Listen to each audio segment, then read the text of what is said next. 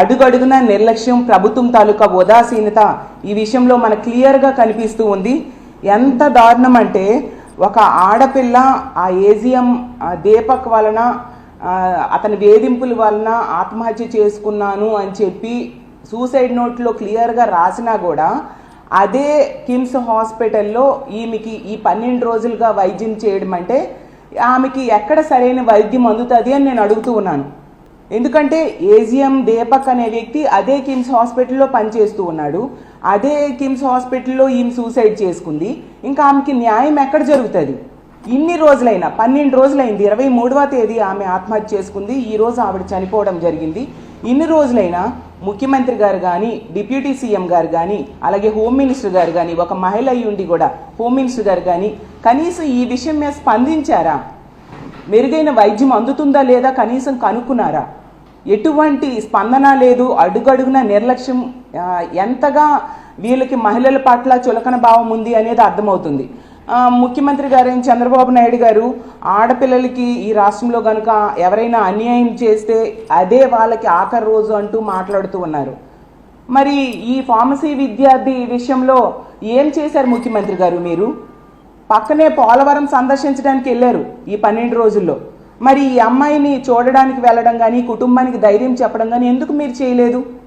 అలాగే deputy CM గారైన పవన్ కళ్యాణ్ గారు అయితే ఆడపిల్లలకి అన్యాయం జరిగితే తాట తీస్తానని చెప్పారు. మరి పక్క జిల్లాయే కదా మీది, మీ నియోజకవర్గం. మరి రాజమండ్రిలో ఈ అమ్మాయికి ఎంత అన్యాయం జరిగితే ఆమె లెటర్లో ఎంత దారుణంగా అతను వేధించాడు అనేది అంత చక్కగా ఆమె రాసిపెట్టి చనిపోతే మరి మీరు ఎక్కడ ఆ దీపక్ తాట తీశారు? కనీసం ఆ కుటుంబానికి పరామర్శ చేయడానికైనా వెళ్ళారా మీరు? అంటే మాటలకైనా చేతలకి మీ మాటలు పనిచేయవా? అలాగే హోమ్ మినిస్టర్ గారు ఆవిడైతే ఈ కూటమి ప్రభుత్వం అధికారంలోకి వచ్చింది, ఈ రాష్ట్రంలో ఉన్న ఆడపిల్లలందరూ ప్రశాంతంగా నిద్రపోవచ్చనే స్టేట్మెంట్స్ ఇచ్చారు. అలాంటి వ్యక్తి పక్క జిల్లాయే కదా. మరి ఈమె ఈ సూసైడ్ చేసుకొని 12 రోజులైంది, హాస్పిటల్లో వైద్యం అందుతుంది.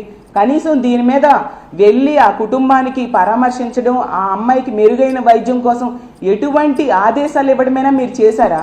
అసలు ఈ రాష్ట్రంలో ఆడపిల్లలు ఈ కూటమి ప్రభుత్వం అధికారంలోకి వచ్చే ప్రశాంతంగా నిద్రపోతున్నారా అని నేను అడుగుతూ ఉన్నాను. ఎంత దారుణమా? ఎంతసేపు ఈ కూటమి ప్రభుత్వంలో ముఖ్యమంత్రి గారికైనా, డిప్యూటీ సీఎం గారికైనా, మంత్రులకైనా, ఎమ్మెల్యేలకైనా కామెడీ స్కిట్స్ చూసి నవ్వడం, ఎంజాయ్ చేయడం మీద ఉండే శ్రద్ధ ఇలా ఆడపిల్లల మీద అఘాయిత్యాలు జరుగుతుంటే వాళ్ళకి రక్షించాలి అనే దాని మీద లేని పరిస్థితి క్లియర్గా అర్థమవుతుంది.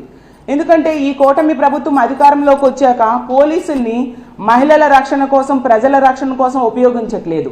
ఎంతసేపు రెడ్ బుక్ రాజ్యాంగం అమలు ఏ విధంగా చేయాలి, ఎలా అపోజిషన్ పార్టీ లీడర్స్ మీద కక్ష సాధింపుకి ఉపయోగించాలి అన్న దాని మీదే దృష్టి పెడుతున్నారు తప్ప ఆడపిల్లల్ని రక్షించడం మీద దృష్టి పెట్టట్లేదు. అందువల్ల ఇలాంటి పనులు చేసే దుర్మార్గులు రోజు రోజుకి భయం లేకుండా పోతుంది. మేము ఎలాంటి దారుణాలు చేసినా, ఆడపిల్లల మీద ఎటువంటి అఘాయిత్యాలు చేసినా మాకు శిక్షలు పడవు ఈ కూటమి ప్రభుత్వంలో అన్న ధైర్యంతో రోజు రోజుకి బరి తెగించి ఇలాంటి సంఘటనలు చేస్తూ ఉండే పరిస్థితి మనం చూస్తూ ఉన్నాం. అలాగే మొన్న విశాఖపట్నంలో తల్లి కూతుర్ల మీద దాడి, చనిపోవడం ఎంత దారుణం. విజ్ఞానం, వినోదం, విశ్లేషణ అనే సరికొత్త కాన్సెప్ట్ తో మన ముందుకొచ్చింది V talk TV. For more updates, please subscribe and share We Talk TV.